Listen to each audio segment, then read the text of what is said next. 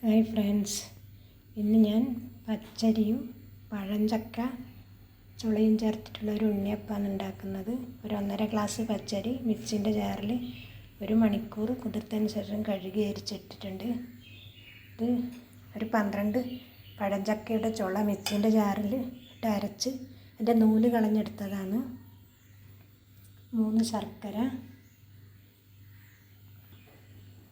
ഒരു 3 ഏലക്കായ, 1/4 ടീസ്പൂൺ ജീരകം,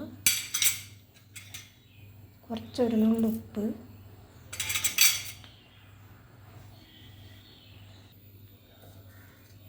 ശർക്കര ഉരുകാൻ വെച്ചെന്ന് കുറച്ച് വെള്ളം ഇതിൽ ചൂടോടെ തന്നെ ഒഴിച്ച് കൊടുക്കുന്നുണ്ട്. വേറെ വെള്ളത്തിൽ അരച്ചാൽ പിന്നെ വെള്ളം കൂടിപ്പോകുന്നതായിട്ടാണ് ഈ ശർക്കര പാനി ചേർത്തരക്കുന്നത്.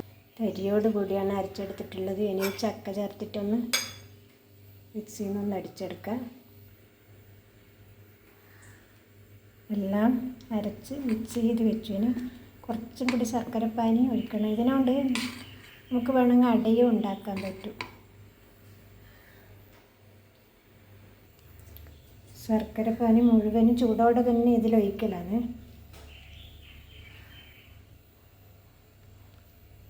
കല്ലൊന്നുമില്ല ഇതിൽ, ഇടയിൽ നല്ല വൃത്തിയുണ്ട്.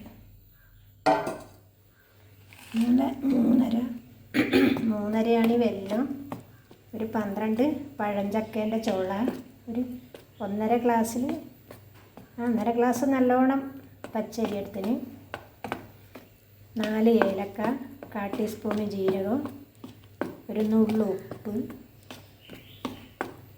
ഇനി 1 ടീസ്പൂൺ 1-2 ടീസ്പൂൺ വേണമെങ്കിൽ എള്ള് ചേർത്ത് കൊടുക്കുക.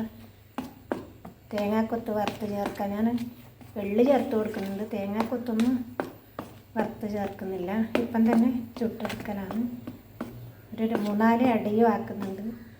അടയാക്കാൻ എള്ള് ചേർക്കുന്നില്ല.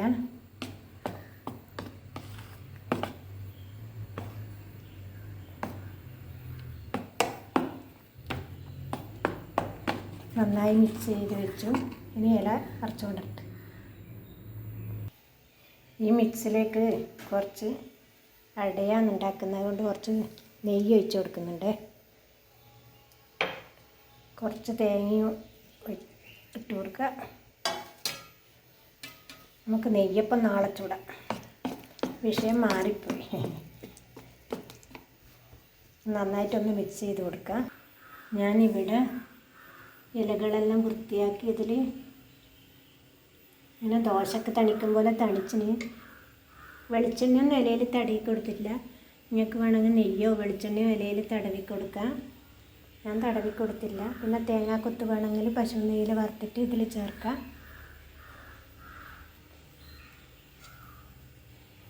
ഈ രീതിയിൽ നമുക്ക് എത്രയാണോ നേർങ്ങനെ ആക്കാൻ പറ്റുമോ. വാട്ടി ഇലയായതുകൊണ്ട് ഒരു കൈ കൊണ്ട് അങ്ങനെ വെയിൽ കിട്ടുന്നില്ല.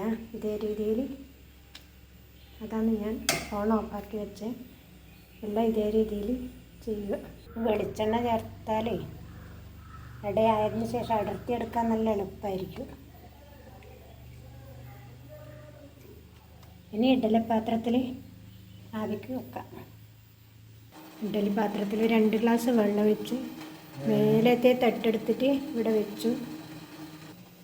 ഒരു 8 മിനിറ്റ് ആയിട്ടുണ്ട്. ഇത് തുറന്ന് നോക്കാം. മേലെ ഒരു ചെറിയ വെച്ച് ഏകദേശം വെന്തിരി കേട്ടോ, അടർന്ന് വരുന്നുണ്ട്. ഇത് അധികം കത്തിച്ചുവിടാം. അധികം കത്തിക്കുമ്പോൾ ഇഡ്ഡലിപ്പാത്രത്തിൻ്റെ അടിയിലേ തട്ടുന്നു വെള്ളം മേലോട്ട് കയറണ്ടെന്ന് വിചാരിച്ചിട്ടാണ്. ഇത് കുറച്ച് ഭാഗം വെന്തിട്ടില്ല. 7-8 മിനിറ്റായി. ഒരു 10 മിനിറ്റ് കൂടി ചെറിയ തീയിൽ വേവിക്കാം.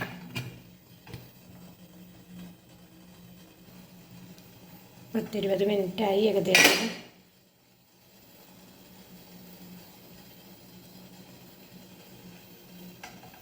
എല്ലാം ആയിട്ടുണ്ട്.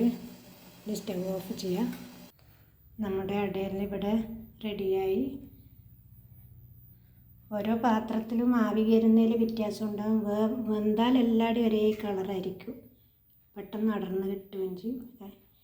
ഇത്രയും ബാക്കിയുണ്ട്. നമ്മൾ നെയ്യപ്പം ചൂടാൻ തുടങ്ങിയിട്ട് അടയിൽ അവസാനിച്ചുകൊണ്ട് തെങ്ങിനെ പറ്റി എഴുതാൻ വന്നിട്ട് പശുവിനെ പറ്റി ആയിപ്പോയ പോലെ നമ്മുടെ വിഷയം മാറിപ്പോയി. പിന്നെ ഇതിന് പച്ചരി അരക്കണം എന്നില്ല. നൈസായി പൊടിച്ച വറുത്ത അരി ഉണ്ടെങ്കിൽ അതിലേക്ക് വെള്ളം ചൂടോടെ, ശർക്കരപ്പാനി ചൂടോടെ ഒഴിക്കുക. എന്നിട്ട് ഇതുപോലെ ആക്കിയാൽ നല്ല സോഫ്റ്റായി, ഇതിനേക്കാളും നല്ല